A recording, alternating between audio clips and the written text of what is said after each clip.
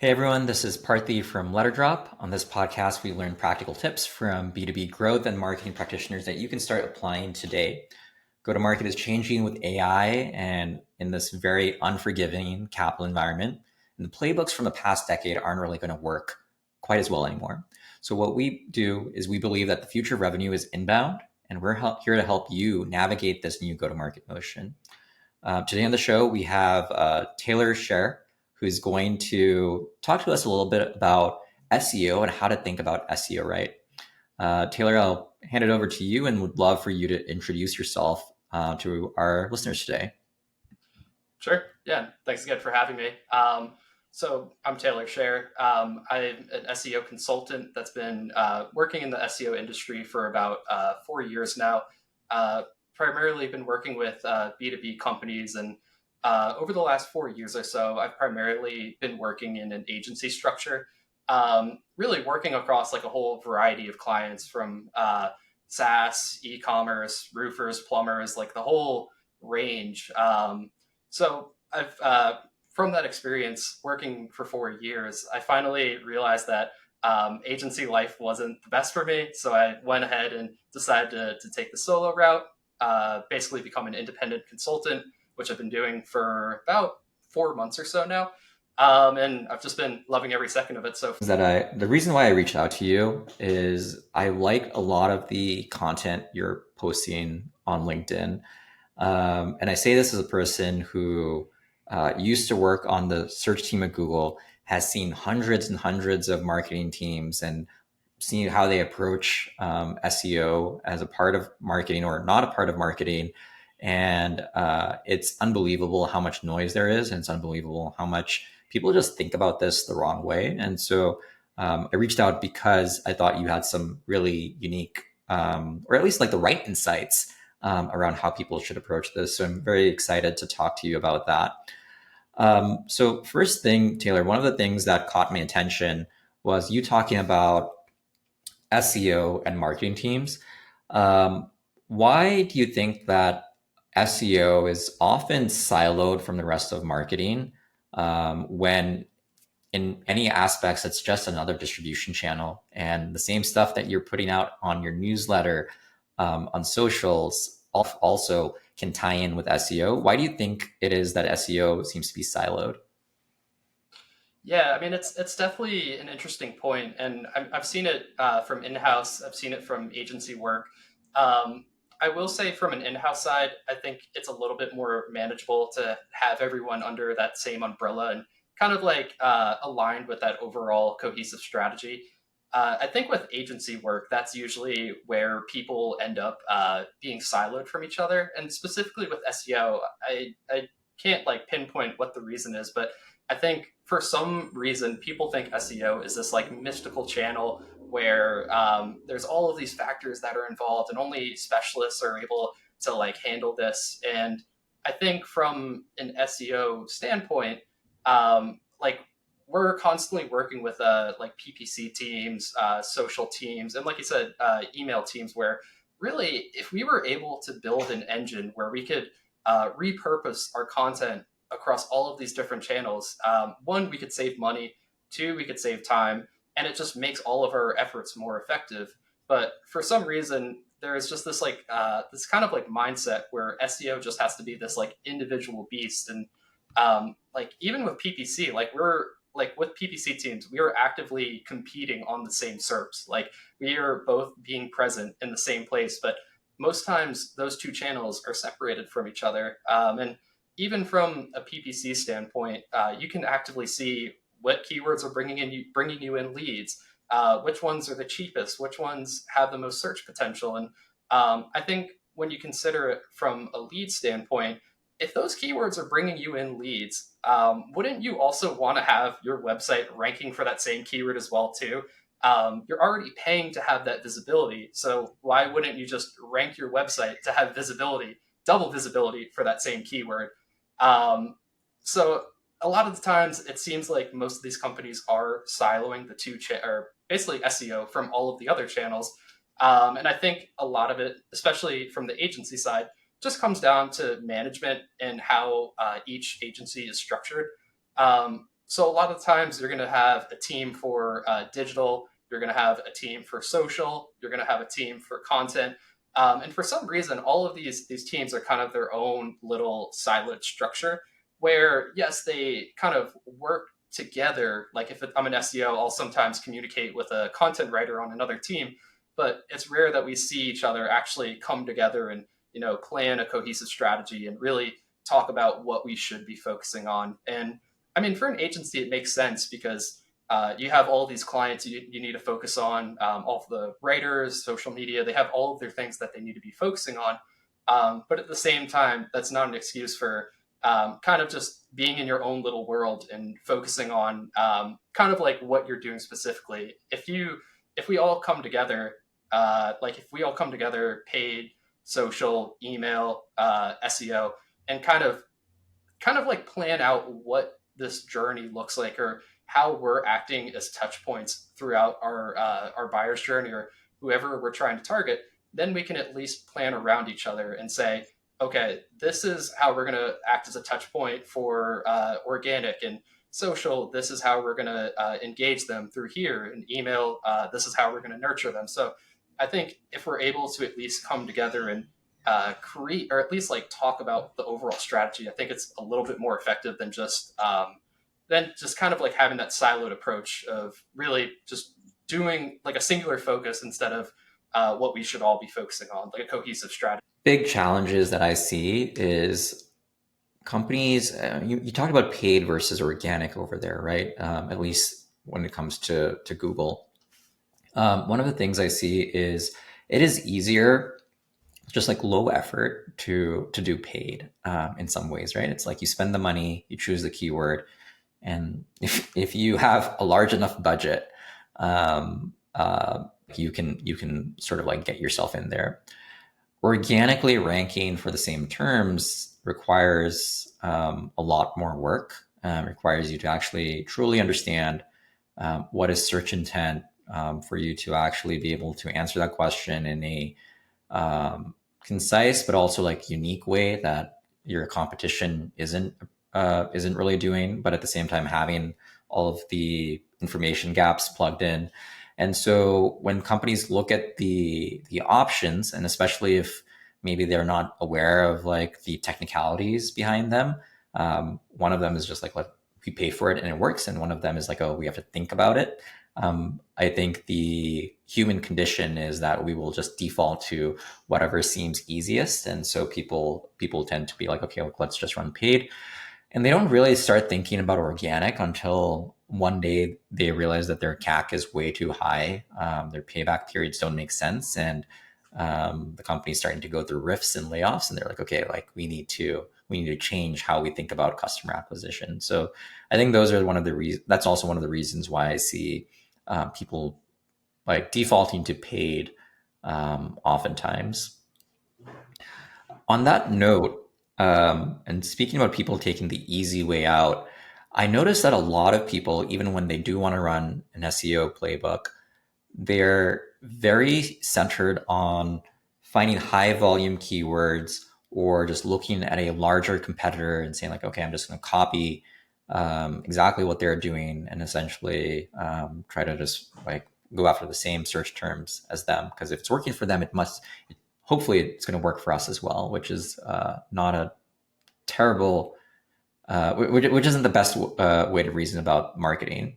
So how do you think that most companies really should think about SEO step by step, break it down for somebody who is blank slate, just starting to think about, I need to figure out an SEO program for like, let's say like your average like B2B SaaS company, what would you do? Sure. Yeah, and like you said too, a lot of it does put a focus on just like using a keyword research tool and picking that high volume keyword. Um, Obviously, when you're picking that keyword, you don't understand what someone like if someone's searching for that keyword, what are they actually trying to find? And that obviously is going to boil down to the search intent. So what I mean, obviously from a Google standpoint, what Google thinks is relevant for that keyword, but actually the person searching that keyword too, what do they actually want to see? And sometimes when we pick those high volume keywords, they're mostly going to be top of the funnel where They're just going to do a quick search. They're going to get the information they want, and then they're just going to bounce from the site. And not that there's anything wrong with that from a brand awareness standpoint, but if that's all you're focusing on, you're likely not going to see any conversions, any leads from SEO. So that's why when I usually come on as a consultant for most companies, I at least like to build out a roadmap of the type of content topics we should be focusing on. And that's almost always going to start with bottom of the funnel topics, making sure we figure out what people actually want, or people who are ready to purchase or like request a demo or free trial, what searches they're going to make before they're ready to pull that trigger. Obviously, then we have our middle of the funnel topics where we can at least figure out some of the pain points that audience has, and kind of capitalize on that a little bit. Maybe create content about how they can solve those pain points. We can take a product-led approach and show them, okay, this is how you can solve this pain point specifically with using this product. And then you also have top of the funnel, which this is where your keyword research tool comes in, is focusing on keywords that have high volume, but at the same time, even though it has a high search volume, you still want to make sure that it fits in that kind of that overall funnel of what you're trying to target. And kind of to answer the overall question about how you would find topics that you should be covering, a lot of it just comes down to understanding your audience. Like once you take that first, or you kind of take that focus on what your audience wants to see, basically the rest falls in place. And I think there's two common misconceptions here, or one common misconception is when you think about what your audience wants to see, I mean, actually create for what your audience wants to see, create helpful content that they want to read. I think sometimes we get kind of like caught up in our own ego and we think we create content that we think they want to see, where it's us like pitching ourselves, like selling ourselves, like not actually answering the question that they came to this page for. So really, when you're creating this content, focus on what your audience wants to see, focus on the reading level too. I mean, I can't tell you how many times for B2B, like especially in like complex B2B markets, where you have all of these like high level decision makers like coming to your article, and they're like, say it's like an employee retention software, like they come to your article and then it's going to say, what is employee retention? What is an employee? Like you gotta understand what they're looking for and basically give them the information that they are coming to your website for. And if you just do this throughout the whole process with your bottom of the funnel, middle of the funnel, top of the funnel, that's basically how you have that system in place to kind of nurture them throughout that process and turn just like a prospect into a teams struggle with is they don't actually understand their customer. And a lot of marketing teams also don't know how to speak to their buyer. Especially if you just mentioned like talking to high level decision makers, talking to people who have like very pointed opinions about their space. The SEO has like a bad rep, or like, and people think of like SEO as a dirty word, is because there's a lot of like, okay, let's just like content machine, just churn out stuff. Let's AI generate a whole bunch of like really fluffy answers. And so at the end of the day, like nobody really wants to consume it because they're like, okay, yeah, it's not that helpful. It's not pointed. It's not from somebody who has a lived experience, who really understands how to answer this question. If you abstract away the digital sphere of this being on a web page and you just put two people in a room, I don't think like the average like IT decision maker is maybe like listening to a junior writer who's like straight out of school and who doesn't know about the space. And that's actually like, if you think about it at an abstract level, that's actually what's happening today. And maybe this can work if the junior writer actually acts as like goes and asks somebody who knows what they're talking about for information and essentially just massages it and uses their words and does the hard work of putting it together. But let's be realistic, like 99% of companies don't do that. They just have the junior writer like do some online research, put some stuff together, and then have more kind of like garbage out there. Sure. How do you think like marketing teams should think about that? Like how should they make it easier for the actual marketing teams to understand who their buyer is and get the information that they need to create great content that would drive results not just from a traffic perspective on SEO, but actually get you like qualified traffic that's going to convert? Sure. No, I love that question. No, definitely one of my favorites. And I think specifically with getting to learn your audience, I don't understand why people don't do this more, but actually, like you said, actually being able to talk to your audience face to face, specifically if you have a product demo team, you likely also have a sales team. I mean, these are the guys that are in the trenches with the people that you want to market yourself to. Especially, I think the most potential comes from your product demo team. They've already requested a demo with your software. They already understand that there's some problem that they have and that they are considering you as a solution. So they're in that like ideal phase where they're just about to convert, but they just need a little bit more info to make that final decision. So I think like leveraging insights from your customers when they're in that phase is really where you can get like basically a gold mine of topics from them. And I think you from what it comes down to is basically giving your product demo specialists the questions they should be asking your audience. So asking them why they're using your tool, what they hope to achieve with your tool, how they found you in the first place. Basically, just like prying information out of them that could basically then be used to turn that into a content strategy. So to answer the first part of your question, I think a lot of it just comes down to us not being curious about our audience, even when our audience is just directly in front of us. And from the product demo team, from your sales team, like they are in the trenches with these clients that we want to market ourselves to. So they're in that like perfect opportunity to get as much information as we need from them. But I think they just don't have the questions, or they don't know what they should be asking. So I think if we're able to supply them with that, then we can kind of create that steady stream of or stream of content topics that we could pull from them. To answer the second part of your question about like making sure that we're focusing on content quality. So like you said, with the junior writer, that's like I think you said like 99% of most writers out there, and that is very true. Most times it's just a freelancer that you find, and all they're going to do is just like research the topic, write it, and then just put it on the website without like any subject matter expert that's really like chipping in and improving the quality of the content. But in this case, I think you can get away with using that junior writer as long as you have a subject matter expert that can at least guide them along, like when they're creating that content. And I think it can either be an external SME or it can be an in-house SME. I think the thing that I've been focusing on the most and that I really want to kind of like bridge the gap between is the in-house team, or say if it's like a software product, like those are the guys that they are the subject matter expert. So sometimes it's just a matter of like getting them to like know what they should be talking about, prying information out of them, and then getting that information over to the writer that can then help them create content that's more in line with what they should be. That's more in line with what the readers should be reading.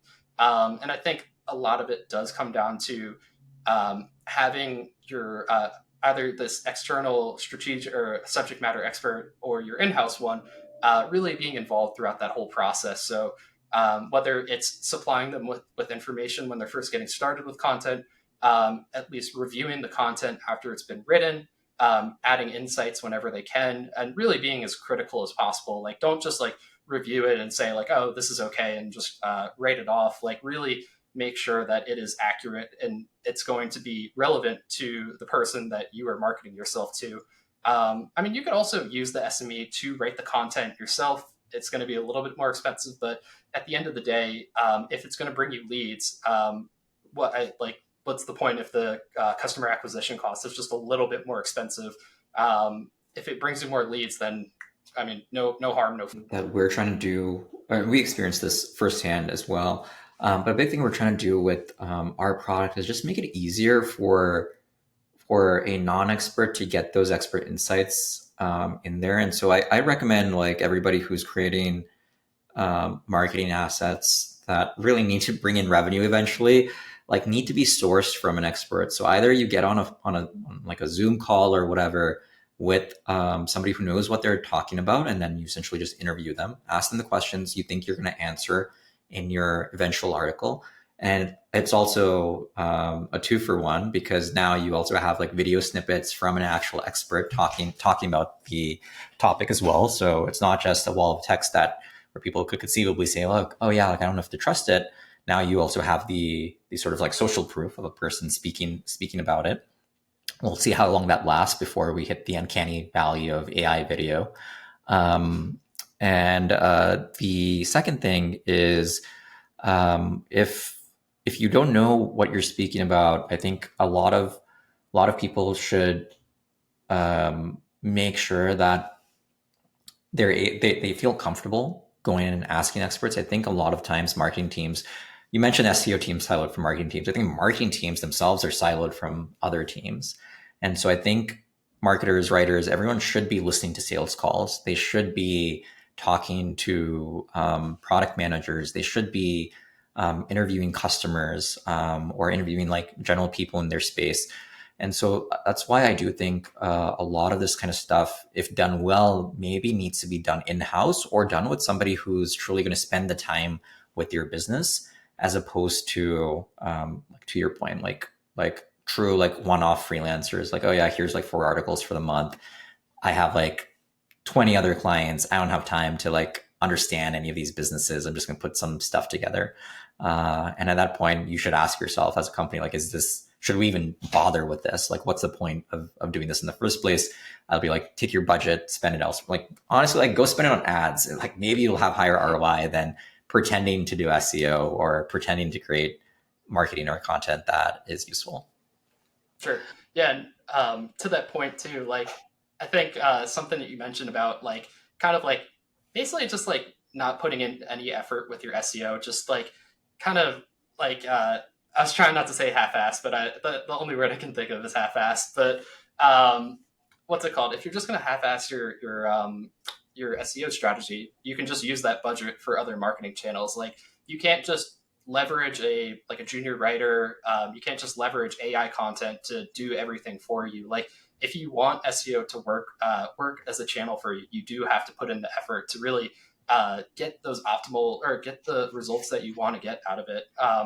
I think especially in B2B, like this is where SEO really needs to be kind of like it needs to be quality and consistent throughout the whole process.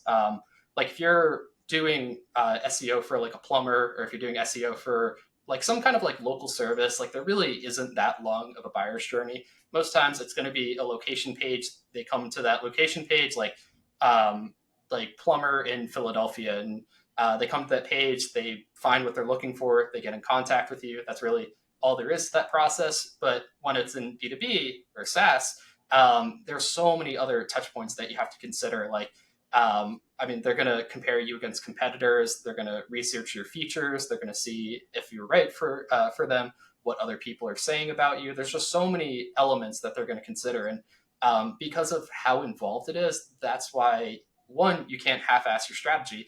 And two, you have to be collaborative with all of the other marketing teams that are acting as touch points to get that prospect from that very first touch point all the way to the end to becoming that to either requesting a demo or just becoming a. What So we've talked about like what good SEO looks like. What would you say are prerequisites for a company to make a serious SEO investment? Like what are the resources, timelines, type of buyer, all that kind of stuff that you think a company should have on their checklist before they actually decide to make an SEO investment? I talk to some companies and they want to do SEO because they heard about it somewhere or they think that's what they need to be doing, but really they don't have the prerequisites in place to do it in such a way that it's going to drive a positive ROI. Yeah, and I think that's definitely something that needs to be considered with every company too, especially if you don't have a goal for SEO or you really don't know why you're doing SEO in the first place outside of that you think you need to be doing SEO, then I mean, one, it's likely going to be hard for you to see or know what kind of results you should be looking for, and two, it's going to be hard to gauge whether your work is actually effective for the person you're outsourcing that work to, if you can actually tell if they know what they're doing as well. Um, so as for prerequisites, I think the main thing that I really encourage everyone to focus on is what is the end goal? What do you want to achieve? And I mean, nine times out of 10, people are just going to say, we want to make more money. But then you have to take it a step further and say, how are you going to make money? So how are we going to reach the people that we want to market ourselves to? What is the overall strategy we're going to employ to get ourselves in front of the people that we want to basically that we want to become a lead with our company? So I think goals is definitely a starting point that everyone needs to have in place before they actually consider SEO. I think another one is also timeline and budget. And I know this is going to sound biased coming from an SEO, but really, if you want your SEO to work, you do have to have a larger budget for it to work in the long term. And there's so many agencies out there that are charging like $100, $500 a month for SEO, and really, I mean, especially in B2B, you're really not going to be getting anything from those companies. Maybe a page a month, and I can guarantee you that's probably going to be like AI generated content. But I think really before you actually start that strategy, one, you need to have a proper budget in place, and that budget is going to reflect how much content you're going to create.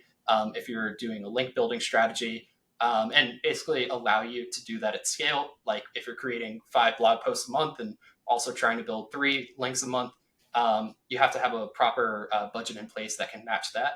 But then also timeline at the same time. And I think from a non SEO, that one is a little bit harder to pinpoint if you don't have an SEO in that process that can tell you like what to like how long it's likely going to take to see results from your SEO campaign.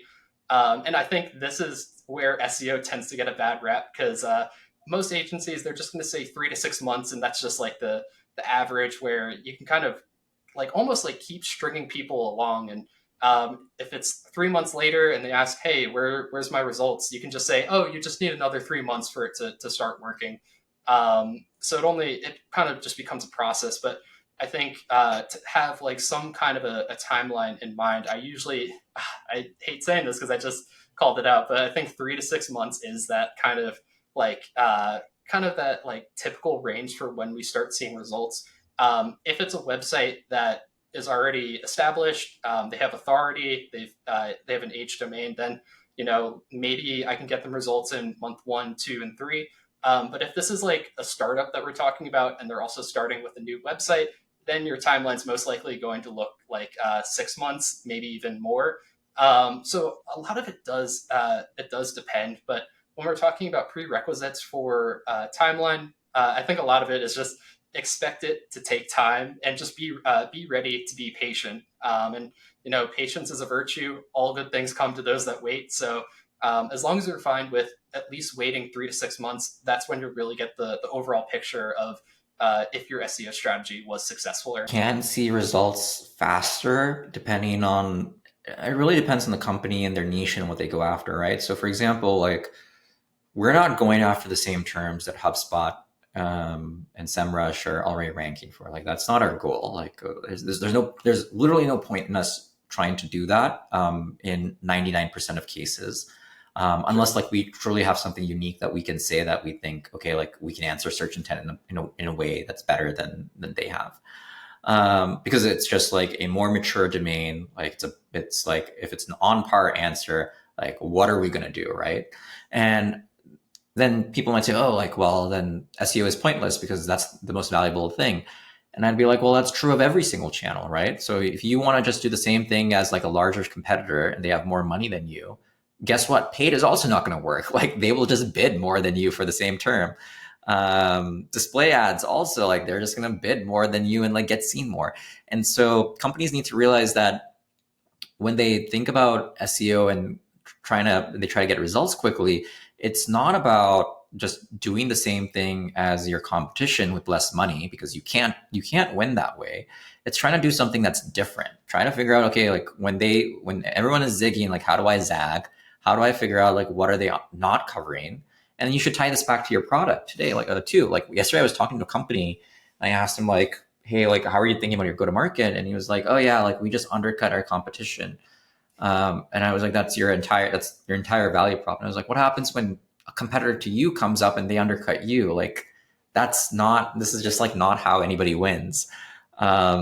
And so I think companies, a lot of like their SEO strategy or their marketing strategy actually has to be based in good product marketing and actually knowing, okay, what's the niche we're going after? Like, who are they? Like, why are they different? Like, why are they underserved by other people?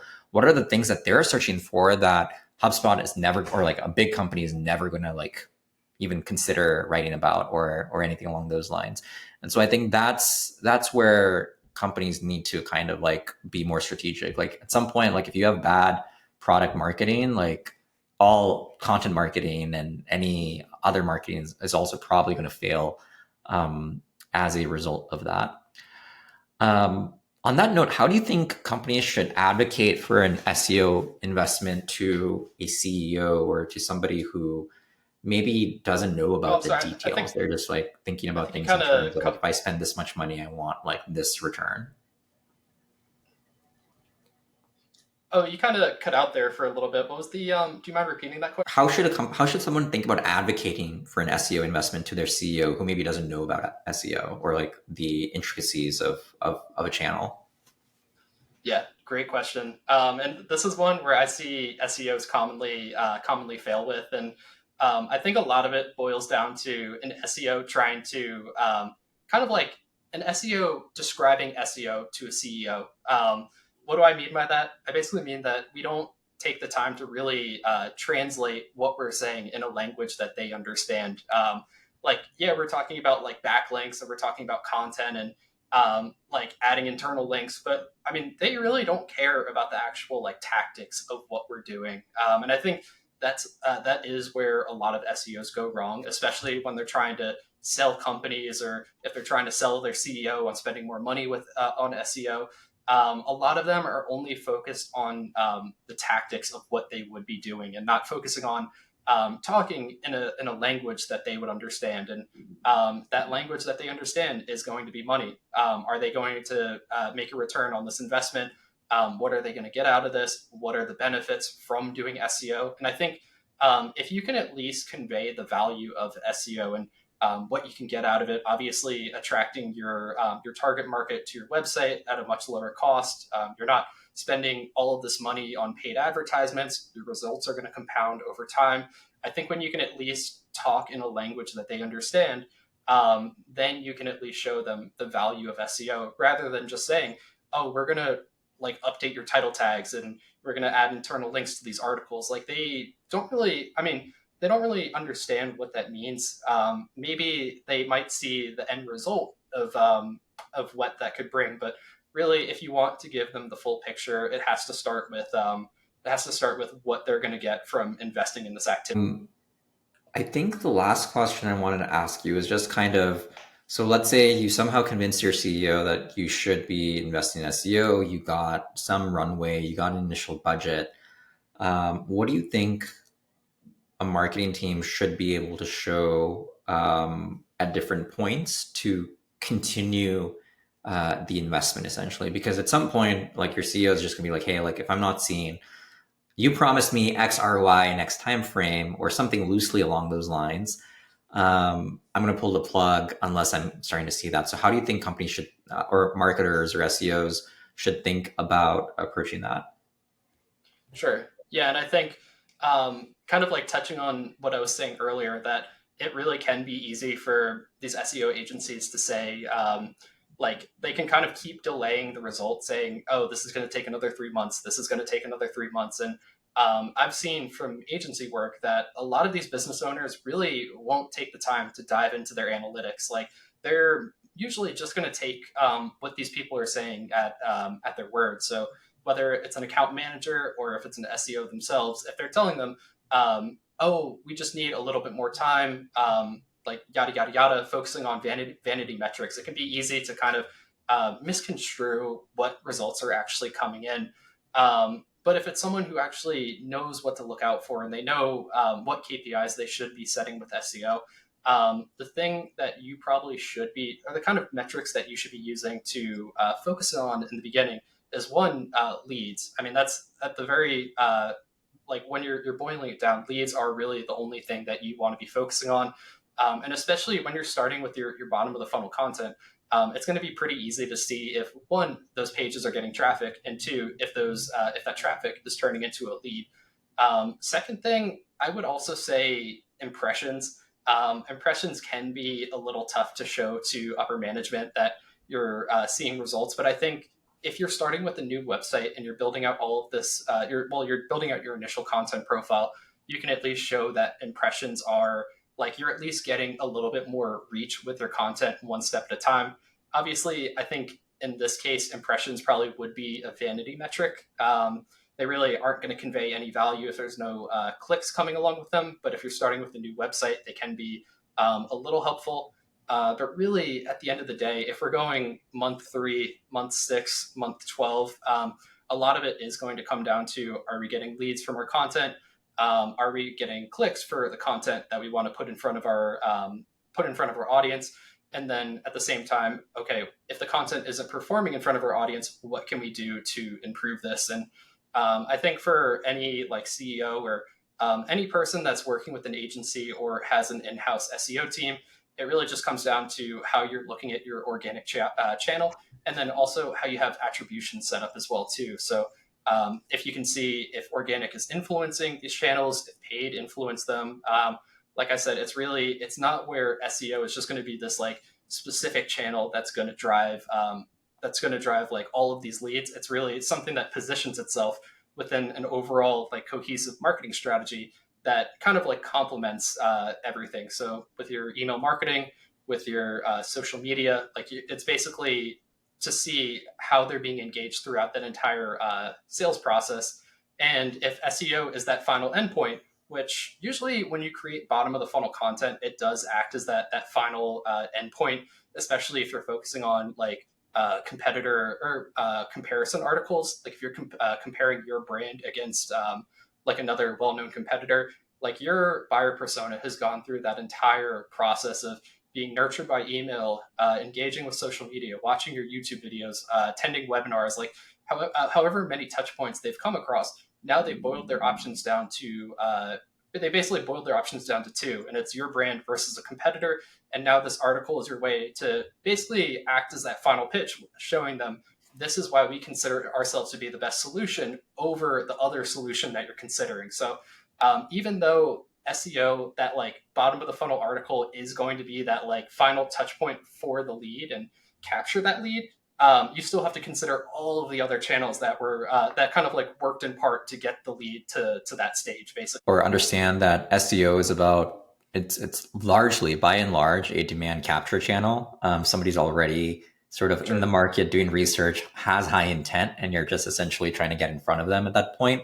But there's a whole bunch of demand generation that needs to happen ahead of time as well for the people who are not in market, and people need to think about marketing very holistically and understand like where SEO kind of plays a role in there.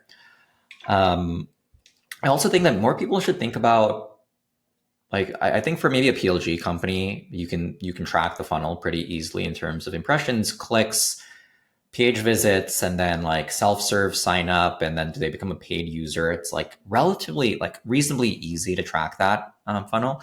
For sales-led companies, it's a little bit more challenging just because like now you talk to a person and there's the buying cycle is like longer. And so I highly encourage companies to start thinking about, okay, can you just maybe think about like accounts visiting your website? And it's very easy to do today. There's lots of IP de-anonymization software out there. Like you can get like your Clearbit or 6sense or what have you. There's a ton of them out there, and we integrate with a whole bunch of them as well to help you actually understand, okay, like what is the revenue impact or like pipeline impact from these. And so even if you have like good accounts visiting your website and consuming your content, that is signal for your BDR, for your SDR, for your sales team to reach out to people. They're like, hey, like they're already in our orbit. They're consuming all the content.